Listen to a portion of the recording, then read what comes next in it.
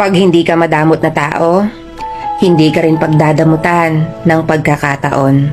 At oo, may mga taong aabusuin ka sa pagiging mapagbigay mo. Yung tipong ikaw na nga yung tumulong, ikaw pa yung lumalabas na masama.